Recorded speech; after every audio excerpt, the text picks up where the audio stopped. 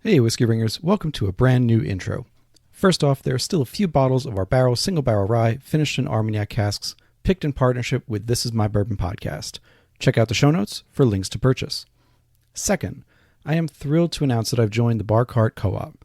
This group of podcasts and shows has a show or multiple for everyone. I'll talk more about them in the mid-roll.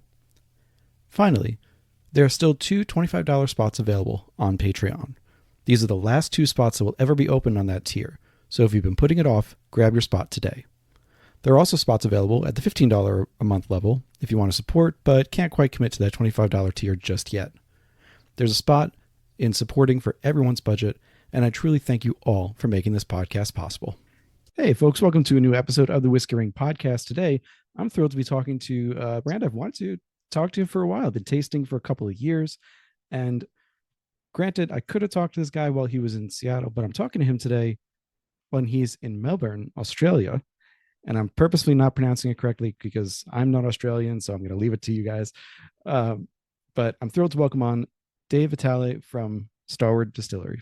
Dave, welcome on. Hey, how are you? Great to have you. Yeah, thanks for having you. It's been a long time coming. Yes, very happy though.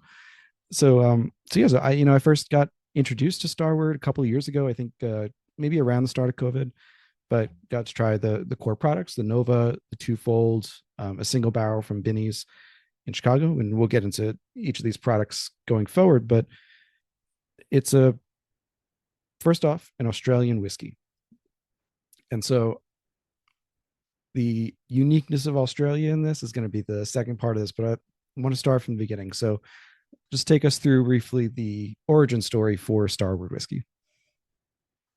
Yeah, so my background is in tech. I used to own an e-learning business, which was doing really well. And this is like from 1996 through to 2002, so well before online anything was, a way of life. And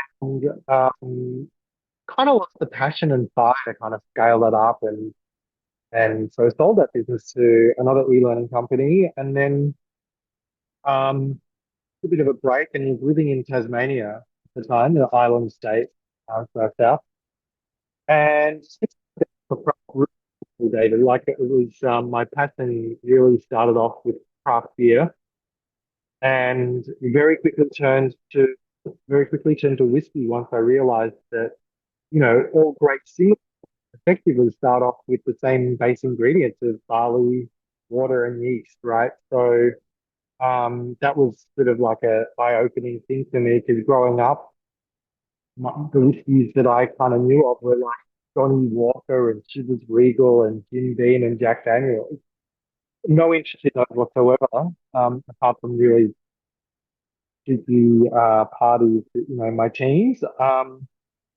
But really quickly discovered that there was this whole world of single malt in Scotland that were really craft, the OG craft whiskey, you know, back in the day, because each of them talks to the place they were made, they talk to different production processes and styles of whiskey, all from this small, region of Scotland.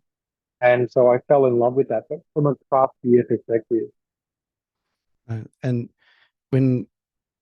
when Starward was first started so 2007, 2010 you start production, and then 2013 no 2010 you start production and start laying down barrels, and 2013 start selling them. Yeah. But in 2007 though, you're distillery number 6 in Australia. Mm. And that's post Bill Lark and Lark in Tasmania being the first from 1992. I mean, now there are upwards of 30 active distilleries, something I think I heard at one point, like Yeah. 200 or something that are being built. So, yeah, we were, depending on who you ask, we were either distillery 6 or 10, within this craft spirits movement. And I should point out that actually Australia was making spirits at that point in time.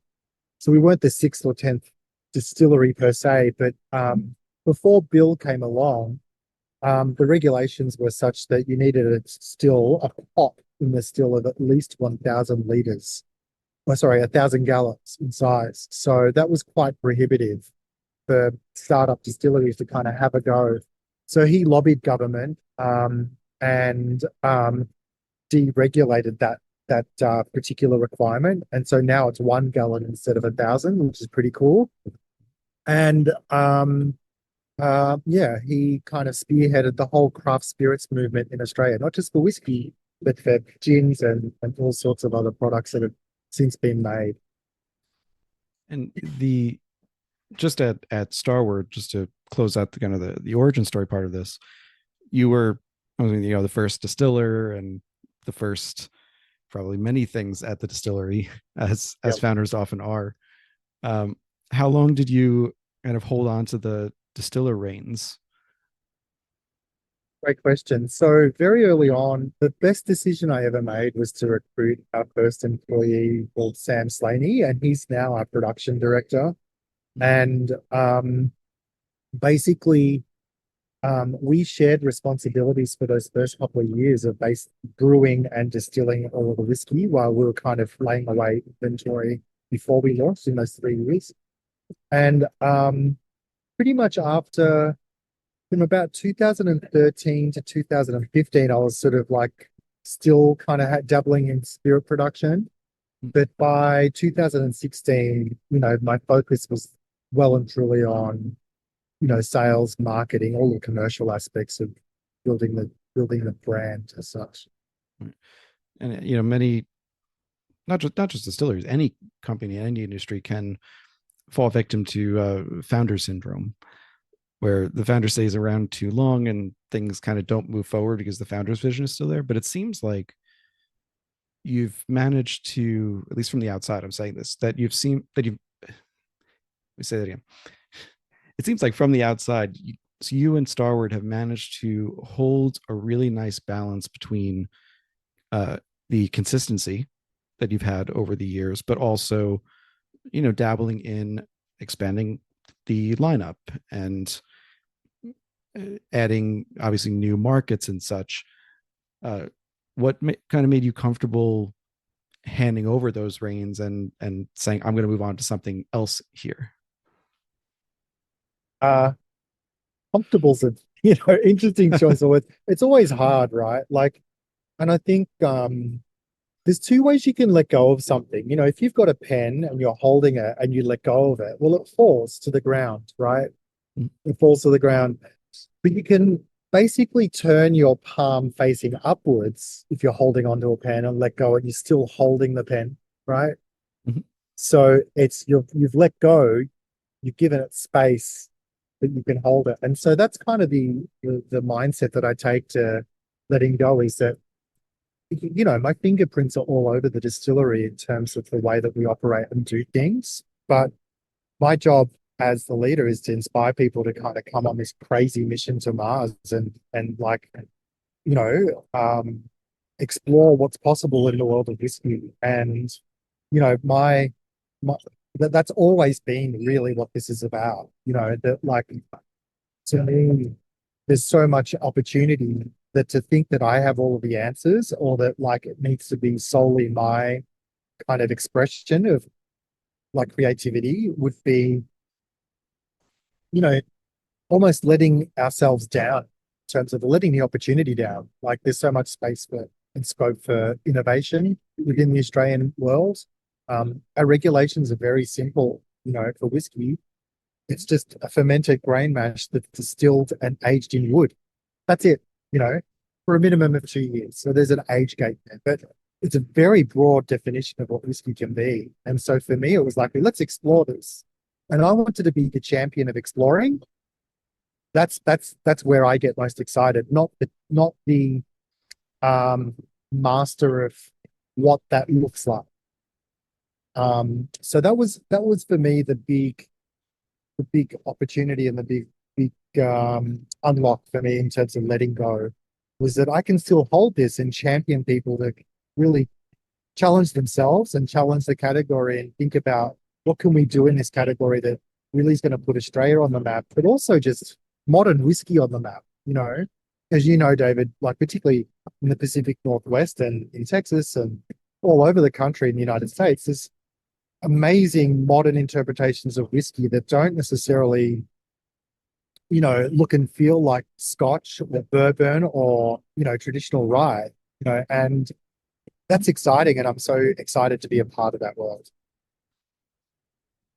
And with the other inspirations, you mentioned one or two of them before, but I wanted to bring this up before getting into the specifics of Starward, just to, again, set more context for the listener. But if I've got them right, your 5 inspiration whiskeys, in no particular order: Lefroy, Maker's Mark, Johnny Walker Black, the Balvenie, and Wild Turkey. Very good. That's correct. Geez, there's probably team members here that don't know that, David. So you're doing well, mate. Uh, yes, they are. And look, if you mix those whiskeys together, like that's the perfect definition of a Frankenstein whiskey, right? Like it just wouldn't work. And so it wasn't necessarily from a flavor perspective that they inspired me, even though they are always at home. It was more about what they've done for the world of whiskey, And so if we start with Johnny Walker Black, I mean, there's been 6 blenders of that brand over the last 200 odd years. It's fantastic. And, I've had the privilege of tasting Johnny Walker from the 40s, the 60s, the 80s, the noughties, and today. And of course, it's changed over that time, but it's still Johnny Walker Black. You can almost thread a needle for it, and that's pretty exciting. So for me, it was like, let's be as consistent as Johnny Walker Black is. Now, if we can pull that off, then that's a great benchmark to kind of aspire to. Balvenie, I mean, it's the epitome of craft, right? It's extremely well crafted whiskey and leverages that in the way it turns up and talks about itself. And so we thought, well, beyond consistency, we want to be well crafted. Maker's Mark, really approachable, accessible, but also unafraid to talk about its sort of credentials from a premium perspective too, right? Like that dollop of wax on the top that's been the forever really distinctive kind of visual mark, but also just historically kind of symbolizing a step up, right? Mm-hmm. Lefroy. I mean, when you pop the cork on a Lefroy bottle, you know that it's peated whiskey, right? You know what you're getting. You know it, yeah.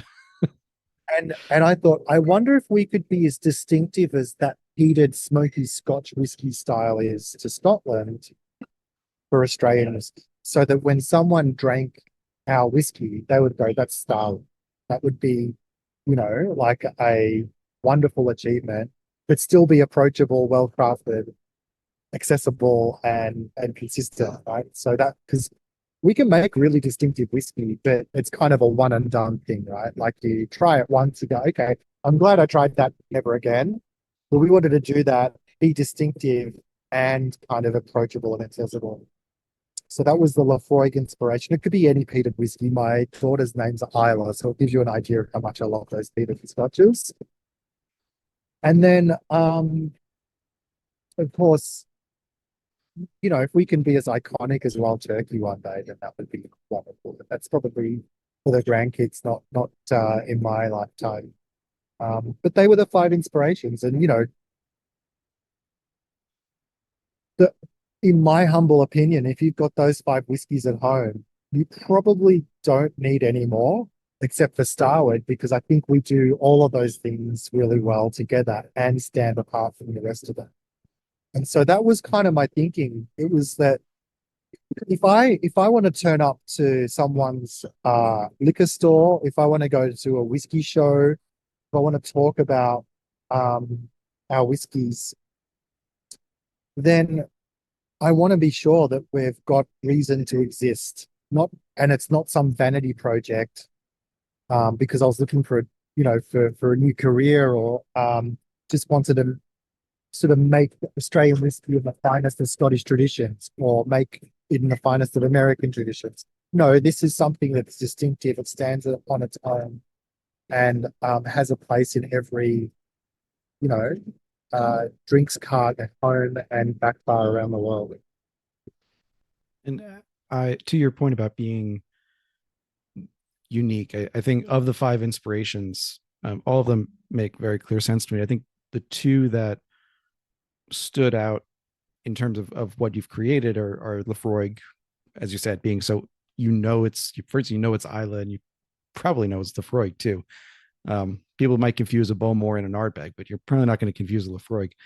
And then the Maker's Mark, being that you look at the bottle, it's a little something extra, but you also know it's going to be consistent whether you have it in Kentucky or in Australia. It's going to be Maker's Mark. And for Starward, as we'll get into a little bit more later, but red wine cask maturation is your kind of clarion call, your raison d'etre. And we'll get into, how that came about. But the first question I wanted to ask about that was simply, what did you have to learn about red wine casks before you were ready to use them? Yeah, that's a great question. I mean, I know so much more about wine than I ever did drinking wine, and I drank a lot of red wine. So my passion for whiskey has kind of renewed my love of wine. And, there's no accident that we're here upstairs at the, at one of our bars at the distillery, and I'm just surrounded by them because they're just such an important aspect of what we do at Starward. You're totally right. It's our secret sauce. It's the thing that really gives our whiskey its distinctiveness. And I can talk till I'm blue in the face about our red wine barrels, such as the depth and complexity that they bring. What did I need to learn? Well, really simplistically, I learned that $100 bottle of wine that's been in a barrel doesn't necessarily make $100 bottle of whiskey. That winemakers use barrels for very different reasons in different wines. And they're obviously very different to the sort of standard sort of bourbon barrels that American whiskey producers use, and a lot of Irish and Scotch whiskey producers use too. So they're a completely different sort of substrate to interact with.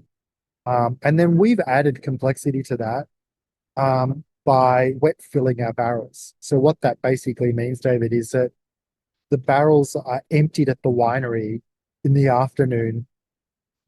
This is best case scenario. They're overnighted to the distillery, and in the morning they're filled still wet with wine inside them. We'll give them a bit of a rinse and a steam, just to open up the pores, and then we just fill them right away. And so that's very different to what you might have seen in some of the more modern distilleries, like those that Jim Swan has had an influence in, like in the single malt whiskey world, where they've shaved, toasted, and recharred the barrels. We do that too, but a sheer majority of our barrels are wet filled. So there's so much complexity and just in the logistics of managing that, because we all know that if you leave wine around for too long, it turns into red wine vinegar, and red wine vinegar aged whiskey is not so great. Ask me how I know. So we've got to be quick with that. You did mention on one of the podcasts or one of the episodes listened to, or an interview I read, that you want vinegar, you want the acidity in the mashing process and the fermentation. You don't want it after the distillation. So absolutely, I will take your word on the red wine vinegar aged whiskey, and I'll end it there.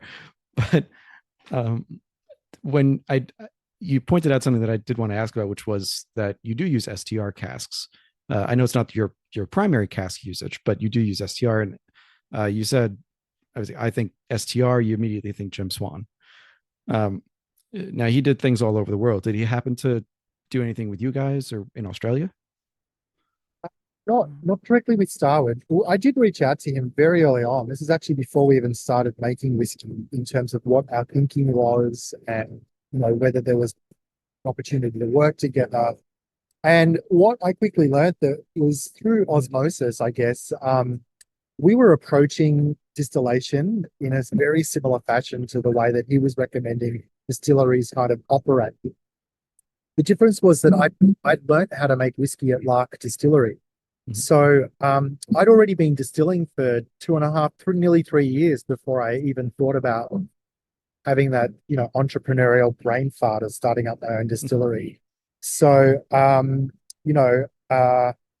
by the time I kind of connected with Jim, he's like, you've got this covered. You know what you're doing. And what we wanted to kind of really explore was whether we needed to actually do that or not and what that would offer. And that was the real innovation. He didn't have much experience in that because obviously a lot of the distilleries he was working with, early on, Penderyn, and Kilhoman up in Islay, like there's barely enough sun in Wales and Islay to grow grapes, let alone have a winery. So that might change in the future, but they needed to shave, toast, and recharge the barrels because they're coming from France or the Napa Valley or even sometimes Australia. So that transport kind of complication meant that STR was the only way you could use wine barrels in an effective manner. So I thought, well, we don't have that complication. We're close to winemaking regions, and what better way to kind of talk about a sense of place and a terroir of like Starward of saying, no, we wet fill our barrels because we can. And what does that then bring to the barrel in terms of a flavor profile? So we've got these wet fill barrels and we've got these shaved toasted recharred barrels. I'm just looking around here now. Let me see. This one's an American oak barrel. But if I kind of, turn my screen a little bit down here, that one there with the chalk markings on it is a French oak barrel. So not only do we have STR and wet filled, but we also have French and American, and then we've got Shiraz, Cabernet, and Pinot across those 4 types. So that goes to 12 types. So when you kind of build out all of the whiskies that go into, say, twofold, it's really the grand cru, if we're using those wine terminologies, of Starward. There's 144 different types of barrels that go into making, a whiskey that sits on the shelf for $35 in the US. It's crazy when you think of it in that context. And Nova, obviously, is the single malt side of that family tree. So there's 72 over there. So I've learned so much by aging whiskey in barrels in terms of the nuances that you get. But David, for people that love their single barrels, as you've tried, it also means that we can release a single barrel every week of the year and still not come back to the same single barrel after like 3 years, which is pretty exciting. It is, and it's worth just repeating something else you said about your use of the red wine, that it's a wet fill, but it's rinsed and steamed to open up the pores of the wood. So it's not, when the whiskey enters it, while it's a fresh barrel, it's not like there's a gallon or two of red wine still just sitting at the bottom. No. There's no wine sloshing around the bottom of it. We do empty, rinse, and steam them. There's still about roughly, by weight, we can tell. Sure. There's about a gallon of wine in the actual wood. Do you get to drink any of the wine that gets poured out? We do swapsies with the winemakers. So we'll bring some interesting wine from the distillery over, and I'll kind of bring some cases of. We'll bring some interesting whiskey and like a case or two of wine over. So that's far better, than the.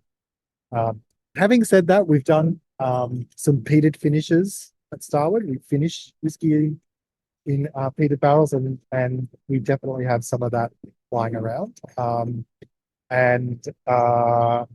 We also have a lot of fortified wine barrels from Australia that we keep that as well. It's delicious. Yeah. It's almost like maple syrup consistency.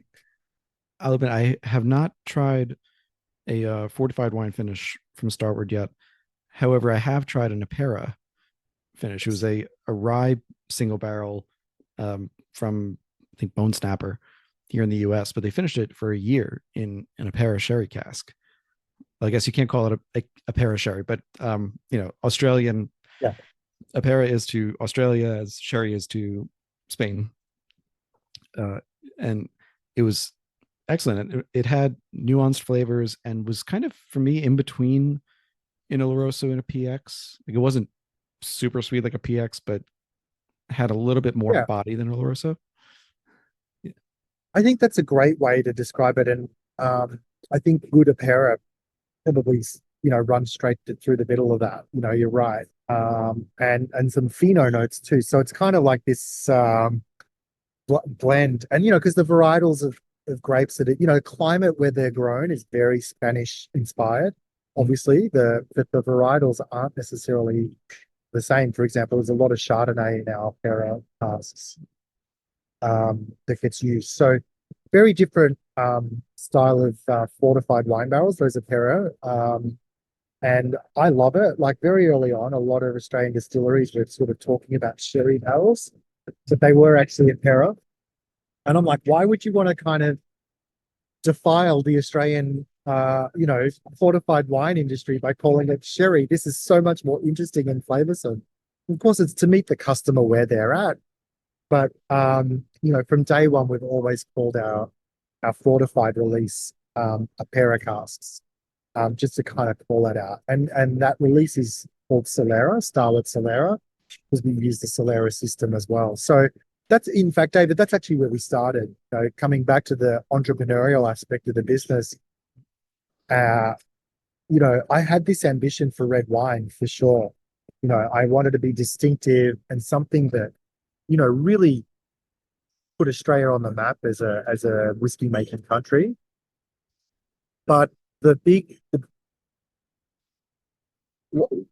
insight very early on from one of our big retailers here was like, Dave, this is whiskey, not tech. You don't want to be super disruptive day one. Like you got to think about your audience.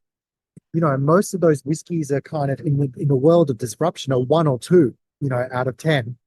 Mm. So if you turn up with a 4, that's already really disruptive, Mm. And his concern, and I think it was well founded, and I'm really grateful for the advice, is that if you come out of the gates with an 8, maybe the drink is not ready for that just yet.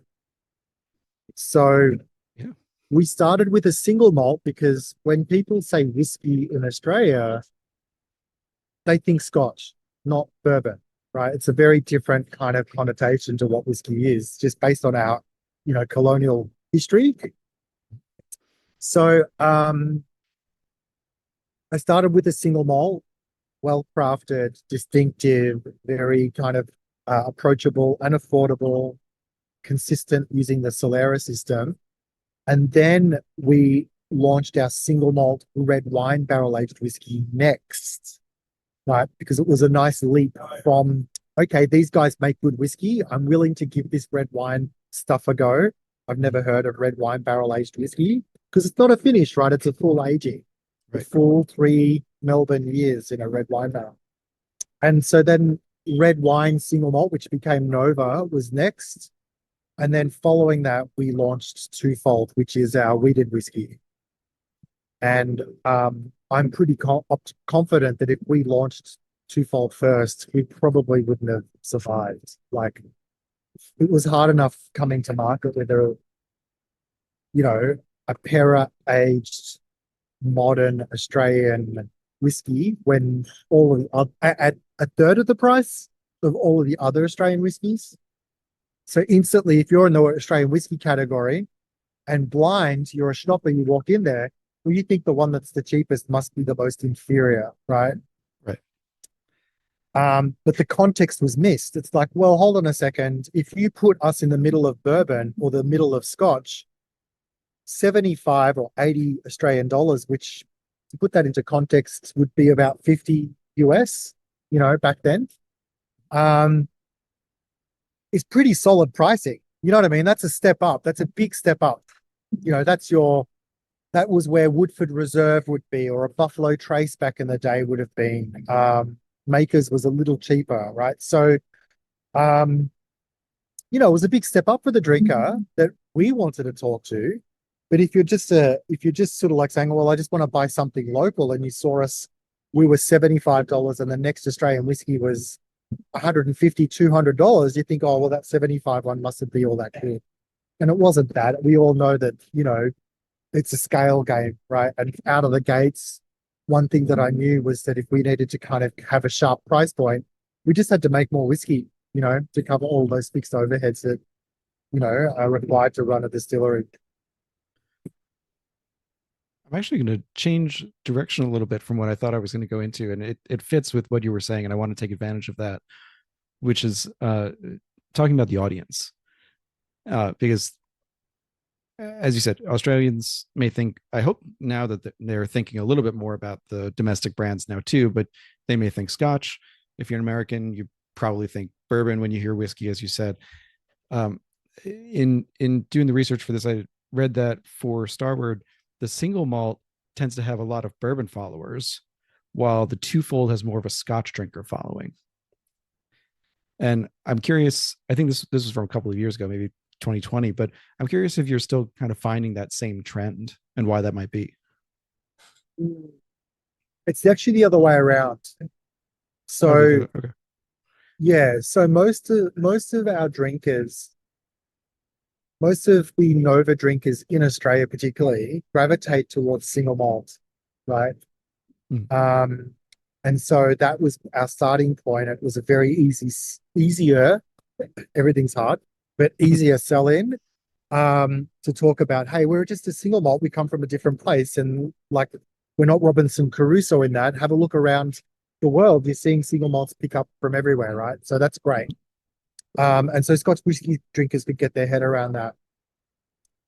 60% wheat. That's our wheated whiskey, right? Twofold is 60% wheat, 40% Nova, the single malt.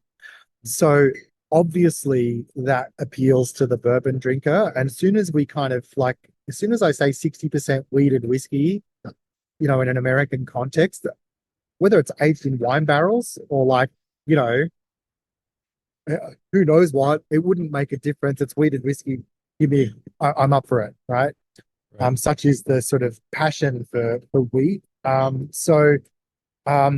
skews single malt more Scotch whiskey drinkers, and then wheated whiskey bourbon. But having said that, I think today, after having kind of done our hard yards both here in Europe and in America, that actually they're just Starward drinkers, right? Like they love this idea of modern whiskey kind of challenging the status quo, and we've got this wheat kind of forward cereal characteristic in twofold, balanced by the wine characters.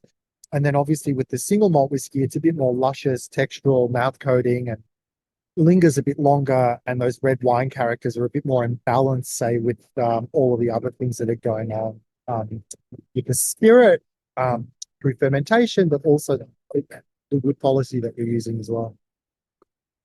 Awesome.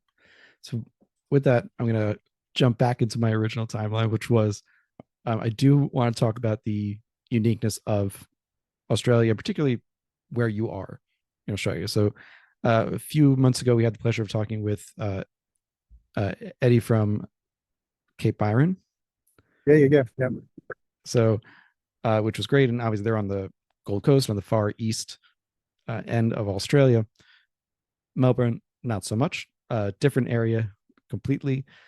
So I guess let's just start with what it looks like to produce and age a whiskey in this area of Australia. Yeah, it's very, very different. And this is something that I think, obviously globally, we're kind of known for the outback. When we think about climate, people sort of think Australia, the outback, the big desert in the middle of Australia. And it's so much more than that. Obviously, I don't know the statistic more recently, but I'm going to hazard a guess that 90% of Australia's population lives within about 100 miles of the beach. Mm-hmm. And the center of Australia is just dry and hot. So dry, hot desert. We're in the south, and the two predominant winds that come into Melbourne are from the north. So that hot, dry Palm Springs like kind of heat. And then southwest is the other big predominant wind that comes in to Melbourne. And there's another desert to our south, David, called Antarctica, right? So if it's coming from the south, it's cold rigid, very humid air coming into the distillery.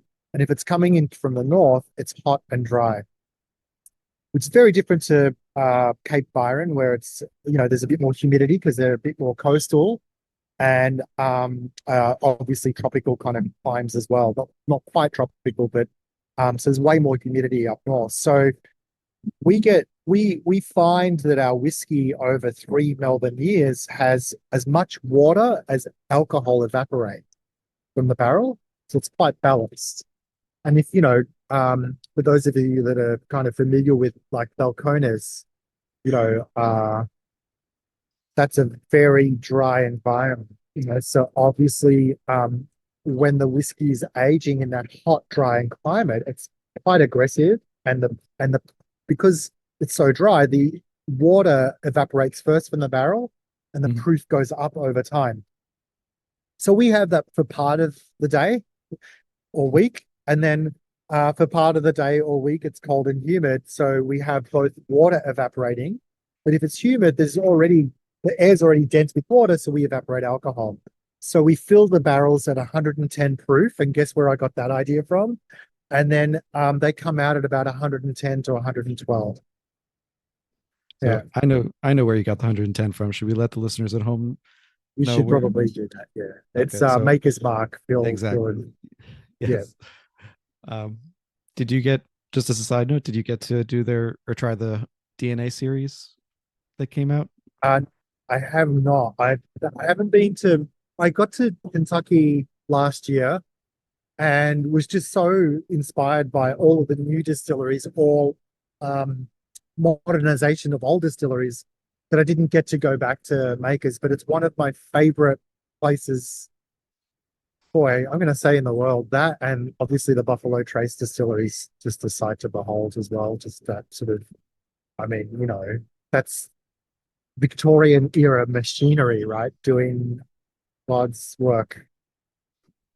Absolutely. And so with just back to Australia, the fact that you're basically going in and coming out of the barrel at nearly the same proof, which is unheard of. Like you said, it's either you get just the water evaporation, your proof goes way up, or your proof goes down because it's cold and humid and like think Scotland, for example, where you can have a cask strength at like 45% ABV after 15 years or so. Um, Now that you've had, let's say 16, 17 years of, well, actually, I'll take that back. Let's say 14 years of production under your belt, um, not counting what you did at Lark. Have you found anywhere else in the world that kind of compares to that balance? Not that's making whiskey, right? Yet I'm sure they Fair. exist, right? And like I'd hazard a guess that none of them close to wine growing regions as well, in abundance that we have. So we're quite fortunate that we've got this amazing climate and this amazing source of barrels to really be able to, you know, talk to the place that it's made, like which all great whiskeys do. I think that when whiskeys turn up well, they just kind of give the drinker a bit of that place in the bottle. And we want to do that obviously from an ingredients and climate perspective. But the other trick for Starward is that, we're a mile from downtown Melbourne and have one of the most amazing food scenes in the world. I, you know, I've traveled a lot around the world and I just think that we've got some of the most progressive, you name it, Lebanese, Ethiopian, Italian, Greek, you know, American restaurants, and they can either be fine dining silver service or cheap as chips, kind of $15 and you're well fed. It doesn't matter. Like, but this idea of progressiveness is kind of anchored into the Melbourne food scene. And so, at the end of the day, this city is my muse when it comes to like thinking about challenging the status quo and thinking about what whiskey can be. That brings up another question about the audience that I was saving to later, but I think fits well right there, which is with having such a diverse food scene and a cosmopolitan environment. Uh, I always think about how someone approaches a brand for the first time when they see it on the shelf. And usually it's they look at the label, maybe the label is attractive to them, so they'll pick up the bottle and they'll look, and many whiskeys will have tasting notes on the back or on the side or wherever, just saying this is what you should get from tasting this. We're kind of used to a certain profile in the US, especially if you start thinking bourbon, you're going to think brown sugar, caramel, baking spice, vanilla, with more and more exceptions growing, thankfully, but still very few percentage wise in terms of volume. For both for Starward and for you, I know you have the tasting notes that you have on the site for the bottles and such, but do you ever think about some, I don't know, local terms or local flavors and things like that you're like, that would make a great tasting note, but nobody would understand it? I see where you're coming from. Yeah, I mean, look, Australians are really relaxed, and so and um and you know, I kind of think of Australians as the first to put out their hand and shake it at a party and say, "Hi, I'm Dave," Mm. and sort of just be sociable. And so I guess, that's a little bit of an inspiration for Starward too. This idea that we're sociable and easy to drink. We get a lot of people. I mean, obviously, uh, if you've met any Australians, you know that they're kind of up for a bit of, mild profanity. So, like, we just kind of typically say, "I'll keep it clean." But we typically say it's bloody delicious. I mean, that's kind of, if I had to think of a word for Starward, that would be it, or two words for Starward, it would be bloody delicious. And that's often the word that's kind of used to characterize it, which I love because, at the end of the day, everybody's got their own sort of profile and taste profile, that they're kind of familiar with, and you know, your vocabulary on sensory flavor profiles is just a kind of, it's like any other vocabulary, it's through practice. But we get a lot of people talking about how juicy Starward is often as well. And I think that's coming from the wine characteristics, which could be misconstrued, right? It could be misconstrued as like juicy, like orange juice, like, so that's probably the closest I'd get, but that's probably more of a wine term than it is an Australian term. Fair enough. Fair enough. I understand what you're saying there. Just before we jump into the process of making the whiskey, I neglected to ask. So with this incredible climate that has 4 seasons in a day kind of climate with 40-degree Fahrenheit temperature swings sometimes, and all of this going on, you had said on a whiskey cast happy hour that you lose about 15 to 17% volume over the 3-year period. Do you do anything to mitigate that loss, or are you simple structure and no temperature regulation? It's kind of part of our DNA, right? Like that is part of the profile of the whiskey to just have that evaporative losses. And if we were aging for 10 or 12 or 15 years in Scotland, we'd be losing that sort of quantity anyway, right? So it's just it's the cost of doing business in whiskey, right? That you're going to have that evaporative losses. The good news is that it's balanced and we've got time on our side, so we take advantage of that. Absolutely. No reason to mess with it if Mother Nature's part of your DNA. Exactly. Yeah. So I think that's a perfect way to go into the process. And as we go into the process, I want to remind people of what you said earlier, which are the whiskey regulations. It's fermented mash, aged at least 2 years in wood. Yep.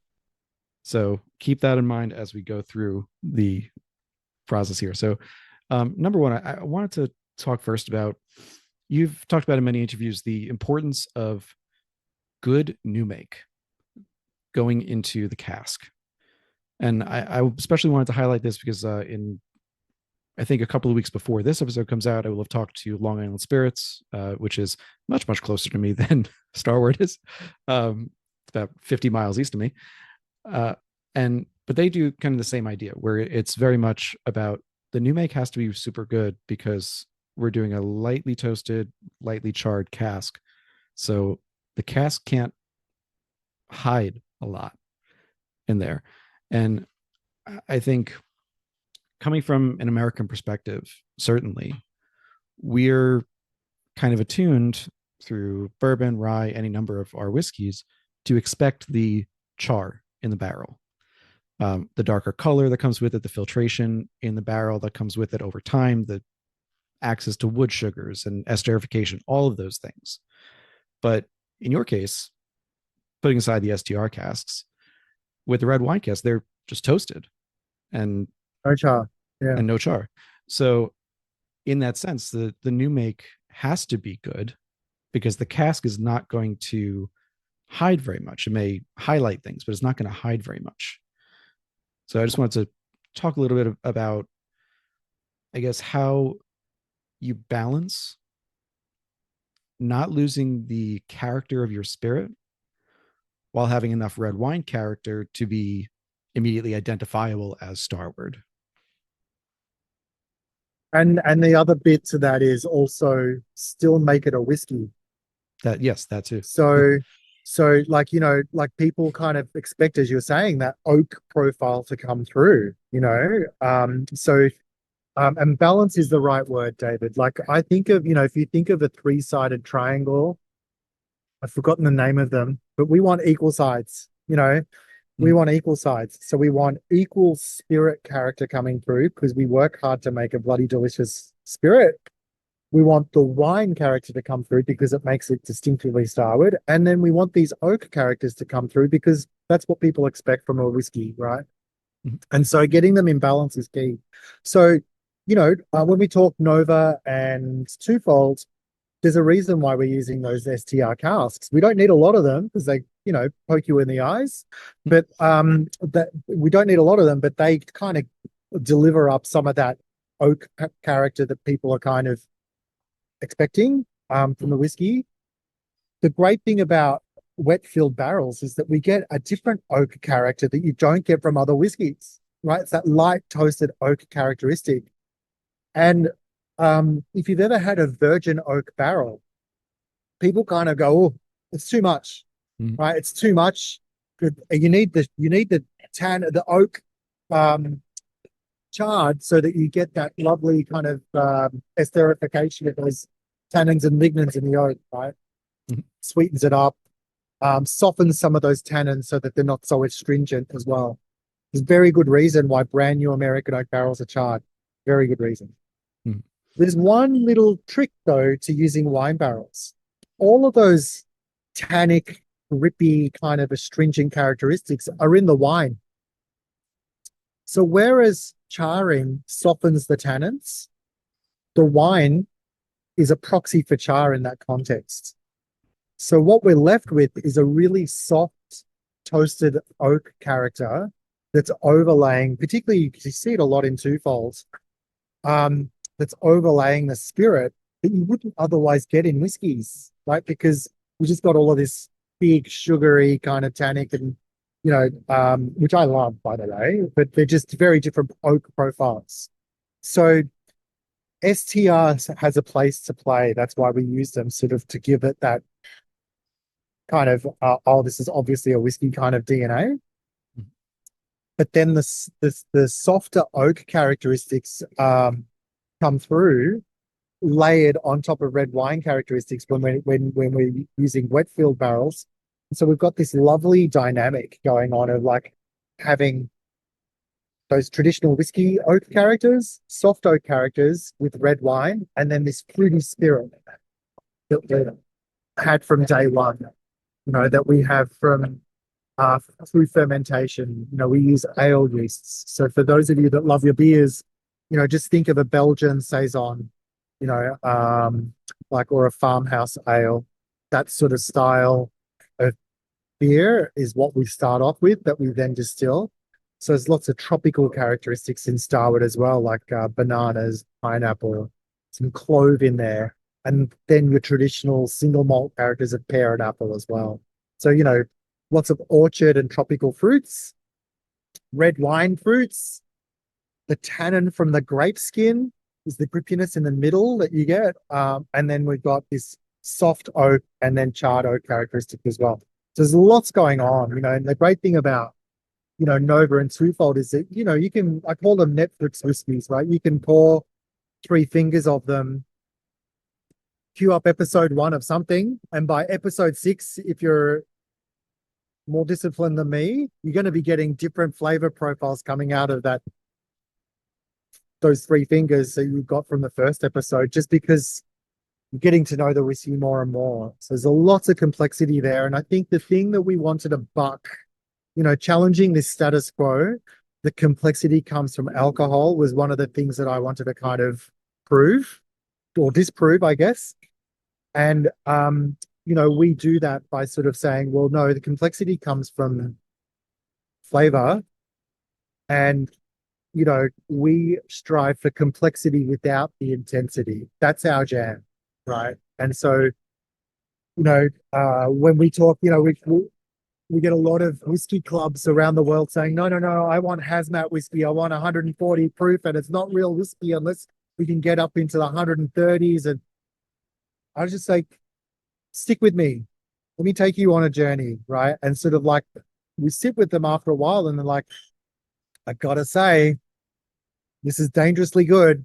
I'm going to be finishing this whiskey way sooner than I will those other ones, because it's just got all of the things that I'm looking for from a complexity perspective, but I'm not 3 sheets to the wind after 2 glasses. And I'm definitely guilty of being one of those people who tends to like a higher proof, but I've said it a few times on the podcast now, so listeners, I apologize for repeating myself, but I do like the high proof, but I like the high proof more with American whiskeys. So like bourbons, ryes, those types. Once I go into single malts, frankly, I like them at a lower proof because I think they hold flavor better at a lower proof. If you get too high with single malts, the alcohol almost takes over. Whereas I kind of feel the reverse with bourbons and ryes. Often they need the extra proof to have the flavors come through. And an 80 or a 90 proof will feel a little flat to me. But the Twofold for me it's one of my favorite kind of just, I don't want a hazmat pour or barrel proof pour tonight. I like something that I can sip on for a while. It's like a session whiskey in a way. Totally. That's its job, right? And I love it because, we are able to really highlight all the things that I love about Australian whiskey in one bottle and be universally appealing. Whether you're like a seasoned whiskey professional, you're just going to be going like, this is pretty good. I didn't even know Australia made whiskey, and this is bloody good whiskey. And it's delicious. But more importantly, you're unafraid to give it to somebody that perhaps hasn't had whiskey or has had an adverse experience with those barrel proof whiskeys and go, there's lots to kind of get your head around here in terms of complexity, but it's not going to blow your head off. Have a go, and then, following on from that, bartenders love it too, because it's just giving them a completely different canvas to paint their own picture of cocktails with, than you'll get with a bourbon or a Scotch. Absolutely. And just for the sake of time, I'm going to skip a couple of production questions because I do have answers for them, but I'll include them in a write-up of the whiskeys and of this episode so people can reference them. But one thing that I did want to pull out and not skip was that, in addition to what you were saying about your yeast usage, Starward doesn't malt on site. Very few distilleries do around the world, so that's not necessarily a surprise. But you pointed to there's a strong local beer scene and local brewing scene, and so you partner with local breweries to make your malt. And you said on your interview in Whiskey Lore that you aim for a high diastatic power and a darker color. Now, normally I would think of it as high diastatic power. It's going to eat a lot of sugar or have a lot of sugars, be easy to break down and all that. But in the context of what we were talking about with the different oak profile, I'm curious if that was something you aimed for from the start or that you learned to aim for. Yeah, so early on, flavor was the priority. We wanted great flavor profile. That was the kind of priority. So color over efficiency. Mhm. And then obviously as we scaled up, it was like, okay, how do we kind of, if I have to make a compromise, I'll take less alcohol over less flavor, right? That's an easy compromise to make. It costs more to make the whiskey, that's all, right? But hey, if we want to be this sessionable whiskey that's on everybody's drinks cart at home, then I gotta find a way of kind of, scaling this up at an affordable price point. And so, that was when we started to think about, well, how do we convert all of this sugar? How do we convert all of this latent sugar in the malt into booze, that we can then um uh ferment and how do we turn all of this starch into fermentable sugar that we can then ferment, right? Mm. And so more diastatic power does that. And then we kind of worked with the maltsters to kind of get that compromise right. Get that compromise into a place where we can sort of have it sit on a shelf in the US for $35 a bottle and us still make money and also still be really flavorsome. One other learning experience I heard you have, uh, which I don't. This is also a couple years ago, but during the maturation of the whiskey, uh, you referred to Starward's distillate as going through kind of a teenage period. And I think this might have been specific to Nova, so I don't want to say that it's for twofold or for any other product. So correct me if I'm wrong on this, but you said those teenage months between a year or two, it, for lack of a better way to put it, like it doesn't necessarily taste like you want it to at that point, but then it gets to where you want in that third year. Um, I'm sure this happens to many distillers where they're and blenders and everyone in the business where they kind of taste their product and they're like, oh, this isn't ready yet, kind of thing. But the way that you described it, it felt to me like you were saying it was less about, okay, this doesn't taste quite right yet, but maybe it'll get there, and more of a feeling of, oh crap, this is not going to turn out right.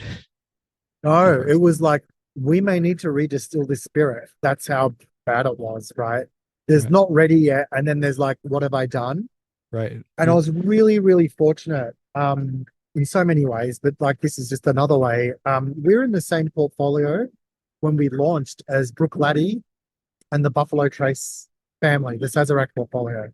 Mm. So what better kind of family of distillers between Jim McEwen and Harlan at the time at Harlan Wheatley at Sazerac to kind of had come over to the distillery and try his stuff. And it was Jim McEwen that sort of like looked at me strange because I'm like, oh, he said, oh, I want to see this red wine stuff. Tell me all about it. And so I told him because they did a bit of that, right? And I remember saying, oh, look, Jim, I just don't want to share it with you. I don't think it's going to be any good. He goes, well, come on, give me a go. Um, and he just looked at me strangely. He goes, no, this is good spirit. This is good spirit. You're just looking at it the wrong way. Like, it's just give it time. Give it time. It's like months, Dave. Like, him coming from a Scotch whiskey perspective then gave me some perspective, right? Of like, you're talking months. Like, we don't even look at this barrel until like year 3. So just let it go. Just let it go, and see what happens. And so we did, and that's how Nova was born. And then like 6 months later, we won like Craft Distiller of the Year at San Francisco World Spirits Competition with Nova. So it was kind of like a big turnaround from, oh my God, I think I've just blown up the distillery with all of this whiskey that I won't be able to sell. And therefore, if I can't sell it, I'm just not going to have enough cash flow to keep going, to like double gold Craft Distiller of the Year. Crazy. In a period of like 12 months. Yeah. Maybe a bit more. Yeah. 18 months. Yeah. You're I can't fault your logic there. Like if you look at someone like Jim McEwen coming in and saying, no, it's going to get there. Like if there are people you're going to trust, he's going to be on the top three of that list. Oh my goodness. Yes, Yeah. absolutely. Yeah. And as you know, with Cape Byron, he's had a strong hand in supporting Eddie in his efforts, and I'm so envious of that sort of mentorship and support that Eddie's had, because he's just an absolute legend, and more importantly, just a you know beautiful person to be around. You know what I mean? Like I cooked him lunch that day. I made him pasta. Yeah, so that was a lovely day. And I would be remiss if I didn't mention that if you should definitely go back to the Cape Byron episode, because then you get to hear how Eddie almost killed Jim McEwen, just going around and tasting things, and Jim's very hard lesson on, nope, you can't just taste anything off of a bush, like especially like really anywhere in the world, but especially in Australia, you cannot do that. Especially in Australia. Yeah. Yeah. Absolutely. Yes. Yeah. Oh dear. No, it's Yeah. just both of them are legends, Eddie and Jim. And look, I have to say, one of the things that I'm really proud of as an Australian distiller is that we have such a wonderful group of distillers making not only whiskey but gin, rum, like all sorts of spirits. Whiskey. We've got four grain whiskeys in sort of like traditional American style as well. Like we've got just such a diverse portfolio of distillers in Australia, and particularly in the whiskey side of things, mate, I'd take the keys to any of them if they had as much whiskey as I had. Such is my belief in the quality and character that they bring. So, I'm really excited for Starward, obviously, but really excited for the Australian whiskey category too, because I think we're gonna make our mark on the global scale. And you just wait and see. In 10 years' time, these words will kind of be like, "I told you so." We're going to be the next Japanese whiskey. It'll be a thing. I have no doubt about that in my mind. Look, I believe it, and what I've tasted, what I'm hearing, I believe it. It does make me think though, and of course, I'm going to give you an out on this question, because as a distiller, you're going to have a little bit of a vested interest. But going back to those loose definitions that you said, you can fire a cannon through those definitions for what Yes. Australia, Yes. for Australia whiskey. Do you think that it, I'll phrase it a different way. I think Australian whiskey has set a mark for itself, and this is through Bill, through you, through Eddie, number on in Tasmania, and honestly, I would also, if it's all right with you, I would also throw in some distilleries from New Zealand as well in the region that have shown you can produce great spirit, whiskey and otherwise, in Australia, while having, I mean, compared to the US, basically no restrictions on what qualifies as Australian whiskey. And I'm curious if you think that those lack of regulations have either have held back Australian whiskey at all. Because we've heard certainly how it's allowed for a lot of innovation, but I'm curious if it's held back at all. Okay. So, let's play this out, because it's a good question, and something that, like, as a community, as an industry, and I sit on the board of the Australian Distillers Association. So it's something that we often hear about, is like, we need technical standards that, guide people through making quality products. Now, I wholeheartedly agree. I think, first of all, and we're committed to this as well, obviously, is safety. You've got to be making safe spirit.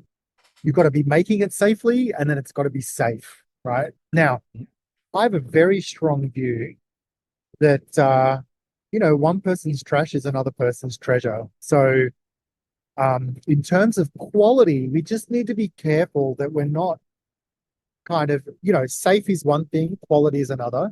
We're not compromising the opportunity for people to innovate by people's perception of what good looks like. Because ultimately, the customer will decide. You know what I mean? Like, I'm not, this transmission may end in about 30 seconds. I'm not a fan of the law, right? Like, it's just not my thing. But I'm sure there are plenty of people in America that swear by it and think it's, mother's milk. They're mostly in So, Chicago, but we'll forgive them for that. But yes. right. So my point is that I'm not sure that we should go along and kind of talk about what good looks like. I love the fact that we've got this broad definition. I think we've got to be very clear on what safe looks like and then let the customer decide. Let the customer decide. I think there needs to be full transparency on labeling and making sure that people understand how the product's made, where it's made, who made it.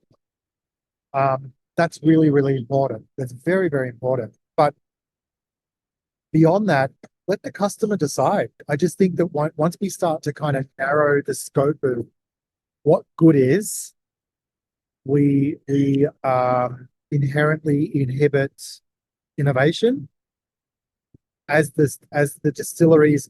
I reckon Australian whiskey should be aged in Australian wine barrels.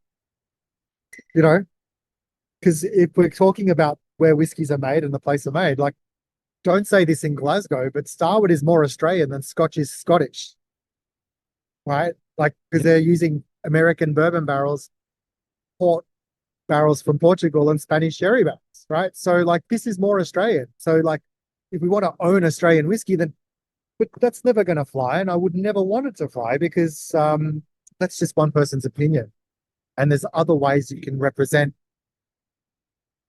a sense of place outside of barrels through fermentation, through climate, through all of these other things. So I'm a strong believer in keeping our regulations broad, but being absolutely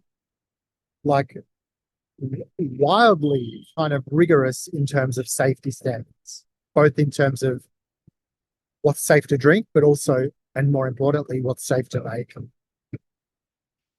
Fair enough. And I think it's a good segue to this question. It came up on the Distillery Nation podcast, which was, it goes back to the customer and the customer deciding, as you said.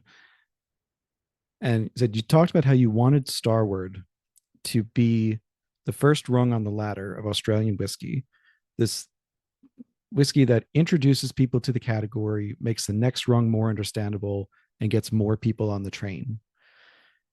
And I was curious about that in two ways. The first one being, do you envision Starward as, and this across the portfolio, again, I'm speaking broadly about the company, do you envision Starward being both the first and the next rung? Yeah. I think that we've got, as we scaled up, perversely, we probably created the third or fourth run first with Solera, right?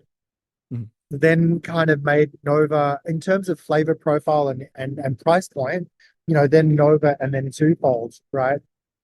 But now, we've got all sorts of innovations going on at the distillery that kind of give people the opportunity to explore the world of Starward and what we stand for when we talk about challenging the status quo and our understanding of what whiskey can be. And so it can be the first and the last rung if you want it to be, with different products, within the portfolio. But fundamentally, I get up out of bed every day to kind of really get people drinking Twofolds, because I know that if they have a really great experience with that, and they've spent $35 on that product, then them kind of spending $50 or $60 or $70 on another Australian whiskey is not going to be too much of a stretch. Whereas first time round, it's boy, I got to drink a lot of bourbon that I haven't drunk before at $70 before I think about an Australian whiskey. No. With that, I think that looks to the future of Starward, and that's where I kind of want to round us out, was with a couple of questions looking at what you've got coming up and your plans. And as you mentioned, you already do, I think you're right, you just kind of started with a couple of rungs up and then worked backwards, but it seems to have worked out for you perfectly fine. I think you've mentioned you have you did a release You have a peated release with that. I did want to ask about that.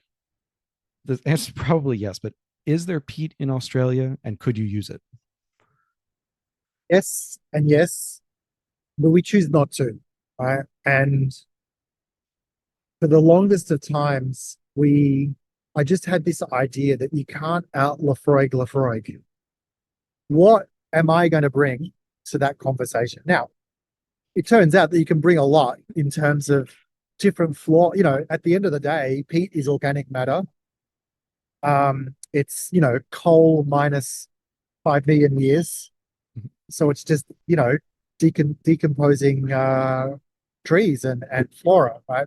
So obviously the flora that exists in Australia is very different to the flora that exists in Scotland and the rest of the world. We share some of it in common with Argentina, but that's a story for another podcast. And so you can actually make really distinctive and very different styles of peated whiskey in Australia. So you can out Lafroig if you really want to. But I just felt like there's so much, we're spoiled with the riches of storytelling at Starward with red wine barrels. And it's such an easier conversation to have. And it makes a more approachable whiskey. Remember that first to put out our hand and shake it at a party? That it just made more sense for us to focus on red wine barrel aged whiskey than it did peated finishes. Now, peated whiskey. Having said that, I am passionate about peated whiskies, particularly from Isla. Like I said, my daughter's name's Isla. I kind of go gaga for them. And so we were able to source some peated casks. And so we have a peated finish available right now in the United States. And a new one coming very, very shortly that we launched last year in Australia from a specific distillery, which is going to be exciting. I like the idea, and I ask really because one, I'm fascinated by the idea of terroir and it expanding to peat, to oak, to any number of things. And to your point about owning Australian whiskey, you should mention we also use a lot of Australian barley, which in outscotting Scotch whiskey, where they're using a lot of English and continental barley. But with the peat in particular, I'd heard you talk very positively and admiringly of brands like Westland in the Pacific Northwest who have used local peat. And I know it can get a little dicey because there's of course environmental concerns, and we want to preserve the wetlands and not overuse the peat and the bogs. But that being said, I was just curious as to what would a peat from Australia taste like versus a Westland versus a Great Lakes peat or an Isla peat.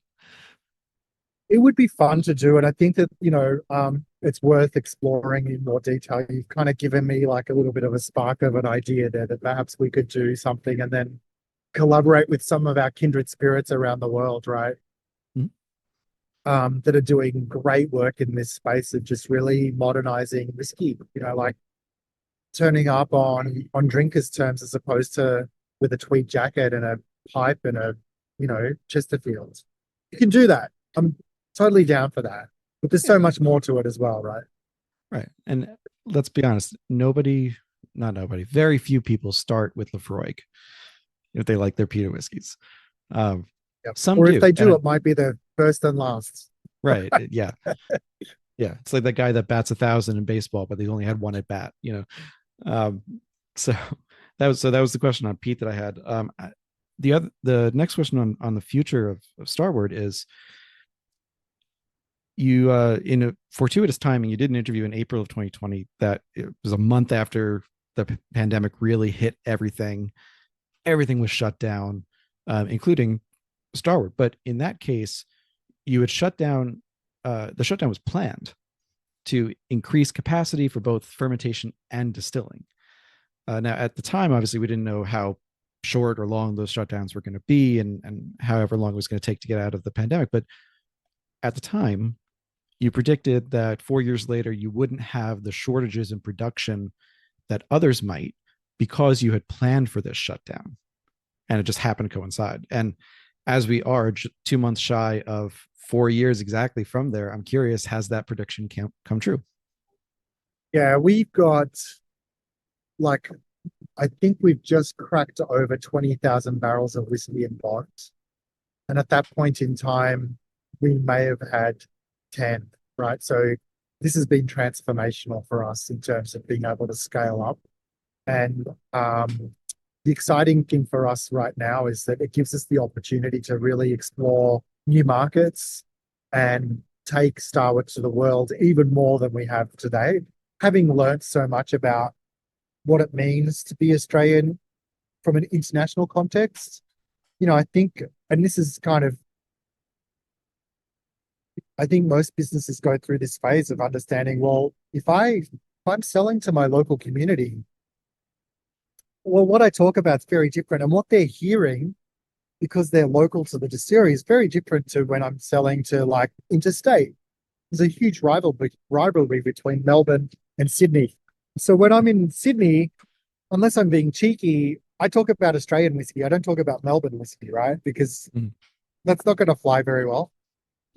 And so it goes. As we move further afield from the distillery, you've got to really sharpen up that kind of the reason why we exist. And the great thing for me today is that actually Starward does well where there's a local thriving whiskey community. So there's no accident we do well in Seattle. There's no accident we do well in Texas. There's no accident we do well in, Chicago and New York and, California, because like there's a thriving craft spirit scene and whiskey scene already existing in those markets that gives us then permission to exist, because those local distilleries have broken the back of like whiskey doesn't have to be bourbon or Scotch. Mm-hmm. And so once that back's broken, me coming along and saying, hey, I'm from Australia, is a little bit random, but not like, it's not that they're not willing to give it a go, because we're a community of distillers kind of really pushing this agenda of modern whiskey. And I love that. I love that. And with, let's see, the questions were right out of my head. There's one that I didn't have written down. Give me a sec. Speaking of these whiskey hubs, if you will, in Seattle, we already mentioned you've spoken about Westland, and I'm curious. I know you moved to Seattle a year before COVID or so. Let's say you've been there 4 or 5 years at this point. Although we're talking to you in Australia right now, you're living in Seattle. In the 4 or 5 years that you've been there, have you taken anything from that local whiskey scene that you really want to bring back to Starward? Oh, well, I mean, if I could sponsor our local, the equivalent of the local hockey team, like in Melbourne, I'd do that in a heartbeat. I don't know how, Western, scored that, the sponsors of the Kraken, which is pretty awesome. And they've got their own kind of bar, the whiskey bar at the stadium, which is fantastic. I should mention that, there's, Woodinville's another great, rye distillery that I'm a huge fan of, and Copperworks, and, Westward in Portland, Oregon's another one. They're all friends and I love them as much as I do the team at Westland. But I think the thing that gets me really excited is this sense of place. And one thing that the team at Westland has pioneered and really championed and should be kind of congratulated for, this was under Matt Hoffman's kind of leadership at the time, was working with local farmers to grow heirloom varieties of barley, and then setting up a thriving malting industry with, giving the community some support that will underwrite you planting this by buying it and paying a premium for it. I just thought that was in the Skagit Valley.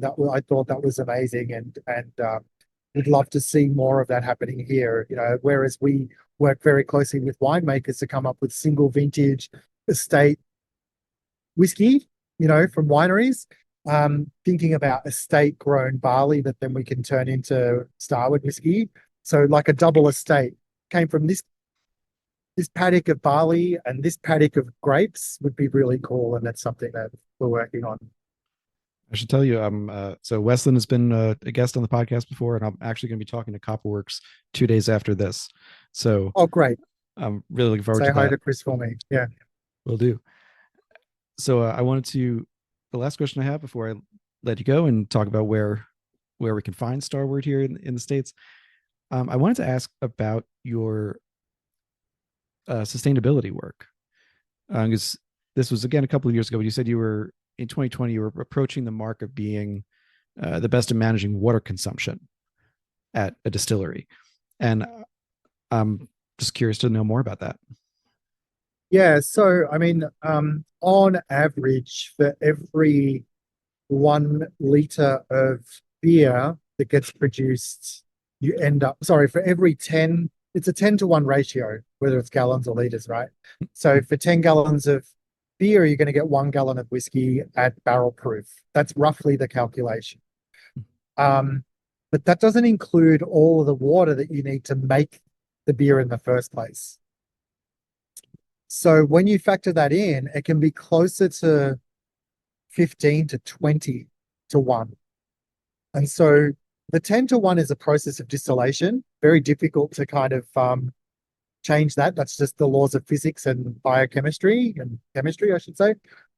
But the bit before getting to the fermenter is something we can work on. So we've worked really hard to capture as much water as we can for byproducts, cleaning, for reuse at the distillery, and just being smart about that. But there are other areas that we look at all the time. So new packaging coming to the United States from April of this year is going to be 70 to 80% recycled glass, which is huge, sourced locally in Australia, which is another huge big win, because up until recently, most of the glass that Australian distillers were using was coming from France or China or Europe or China.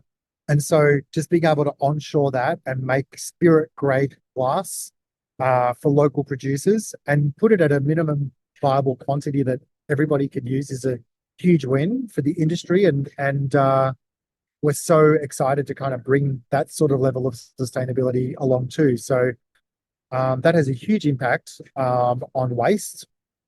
And then all of the downstream stuff. So our closures are now plant-based, and fully recyclable.